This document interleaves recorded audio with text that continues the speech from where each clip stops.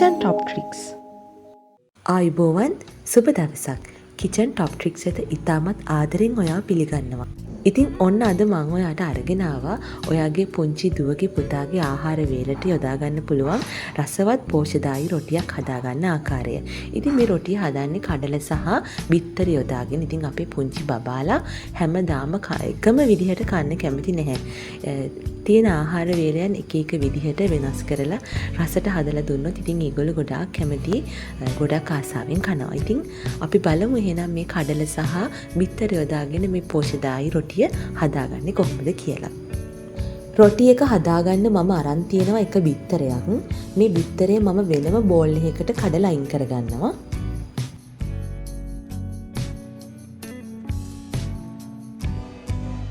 ඒ වගේම කඩලට ටිකක් තම්බලා මම අරගෙන තියෙනවා. ඉතින් ඔයාගේ දරුවන් කන ප්‍රමාණය අනුව කඩලට ප්‍රමාණය වෙනස් කරගන්න ඔයාට පුළුවන්. ඊට පස්සේ මම ගම්බිරිස් ස්වල්පයක් එකතු කරගන්නවා.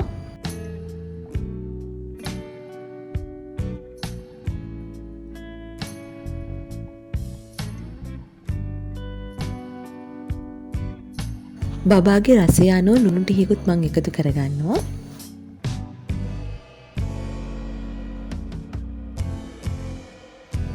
ඊට පස්සේ මම මේ බිත්තර මිශ්‍රණය හොඳින් බීට් කරගන්නවා. ඔයාට බීටරයක් නැත්නම් මේක බ්ලෙන්ඩ් කරගන්න උනත් ඔයාට පුළුවන්. ඒක කිසි ප්‍රශ්නයක් නැහැ.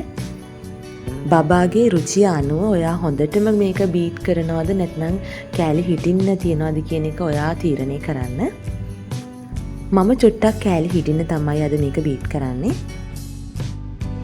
ඊට පස්සේ මේ ග්‍රයින්ඩ් කරගත්ත මිශ්‍රණයට මම ලුණු ගෙඩියකින් චුට්ටක් කපලා වෙනම අයින් කරගන්නවා.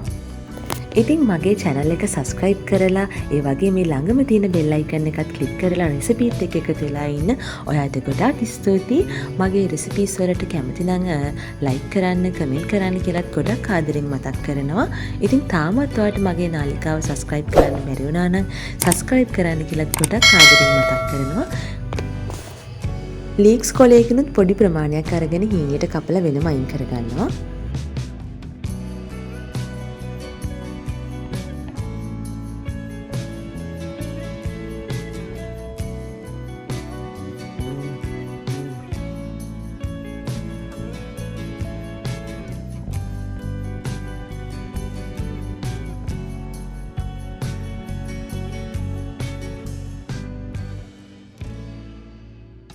කැරට් අලයකිනුත් පොඩි ප්‍රමාණයක් මම මේ බිත්තර මිශ්‍රණය සඳහා යොදා ගන්නවා.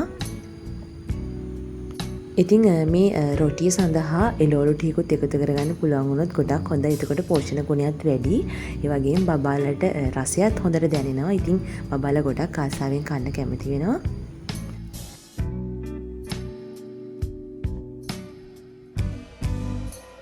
ඉතින් අවසානයේ මම මේ කපාගත්ත සේරම දේවල් ටික ග්‍රයින්ඩ් කරගත්ත මිශ්‍රණයට එකතු කරලා හොඳින් කලවම් කරගන්නවා.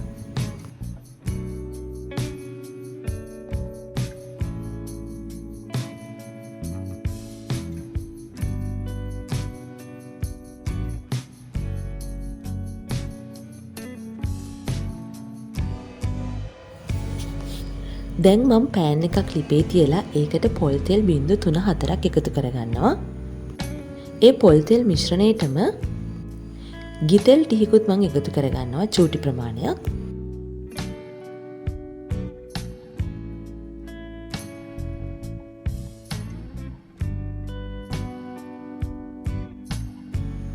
තෙල් ටික හොඳින් රත් වුණායින් පස්සේ මම හදාගත්ත රොටි මිශ්‍රණය පෑන් එකට එකතු කරගන්නවා.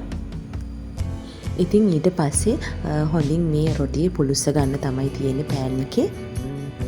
ඉතින් මේ රොටිය මාස 8න් ඉහළ පුංචි දුවලා පුතාලට ගොඩාක් යෝග්‍යයි. කාබෝහයිඩ්‍රේට් ඒ වගේම ප්‍රෝටීන් බහුලයි. ඒ වගේම අපි එළවලුත් එකතු කරගත්ත හින්දා විටමින් khනිජ ලවණ කියන ගුණාංගත් මේ රොටිය ඇතුළත් වෙලා තියෙනවා. ඉතින් පුංචි දුවලා පුතාලා වෙනුවෙන් මේ රොටි එක හදලා දෙන්න කියලා ආදරණීය අම්මලාගෙන් ගොඩාක් ආදරෙන් ඉල්ලුම් කරනවා. ඉතින් මේ වගේ රසවත් රෙසිපි එකක් සමගින් හමු වීමේ බලාපොරොත්තුවෙන් සමුගන්නම්. ඔයාට සුබ දවසක්.